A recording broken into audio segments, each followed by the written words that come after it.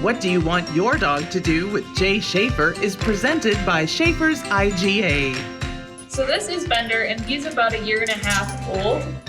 He is still learning about muzzles, and so sometimes he's more excited about it than, say, my other dog, Chappie. So when I tell him, Bender, muzzle, Bender.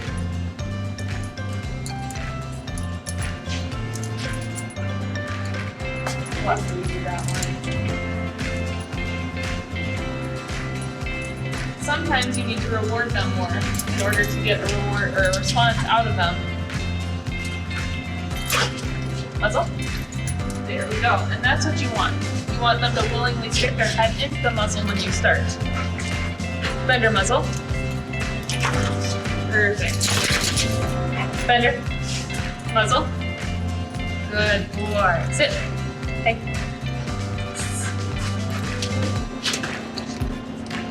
Muzzle. Good boy. So you're gonna put it on and you're gonna build duration. And right now he's pretty distracted by that peanut butter. But he does not care that it's on his face because this is something that we've worked on before. So when we go and walk, he's not gonna care. He cares more about the fact that Dad has his toy in the corner. Right here he's being a little bit naughty. But that's where I'd say, hey, this is enough for this, 2-minute session that we just had. And he gets kibble. Bender. And that's a big deal. He just wore that muzzle for that long. So this is Chappie, and Chappie came from Chicago with a bite history. He's kind of a difficult dog.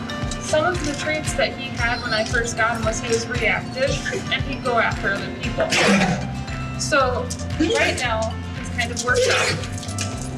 And this is kind of like typical of what he'd do, and he does not seem like an aggressive dog. Well, in my head, 19 or 18, I didn't know that and I couldn't read that. So right now, we're teaching him the muzzle training. And he's all excited about that and he's all worked up, but he's used to it, so he's not going to be as excited as, say, Bender was, the Rottweiler.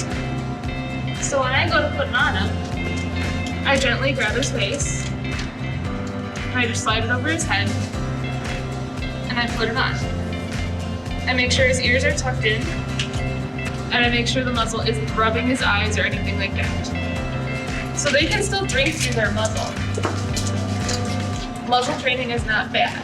They associate it with good things. They associate it with going outside. So when I say, hey, Chappie, that's enough, I can go over here and I can give him a little bit of peanut butter. And he's gonna take it nicely and gently. He's used to being fed through the muzzle. And he's so used to wearing the muzzle. Jay, do you wanna come over here and just take him?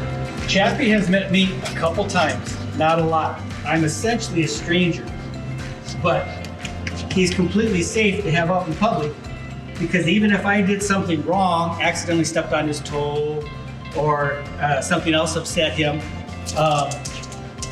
he's not gonna be able to bite me.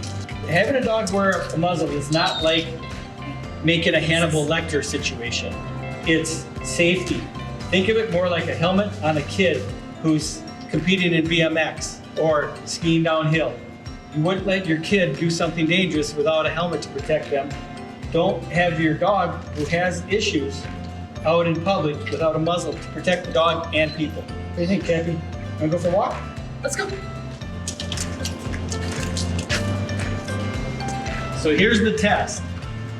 Will a human reactive dog that was afraid of strangers let a perfect stranger trim his toenails? So we're gonna click. Look at that. What a sweetheart. Good boy, Chappie.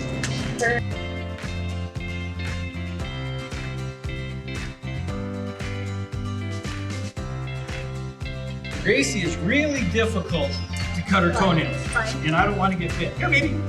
Hey, here. So we've learned to muzzle, cut just one toenail a day. It's okay. No, okay. Yay! And then take it off and throw a party. Lots of treats and happiness. Hey, good girl.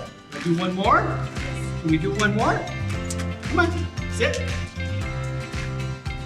Now look at, see what she did? She stuck her nose in the muzzle because she wants the muzzle on. because it represents a good thing. She knows she gets a treat at the end. Yay! Good girl! People try to do too much sometimes. They leave the muzzle on too long, or they try to cut too many toenails. Just do something small and then make it positive. Good girl.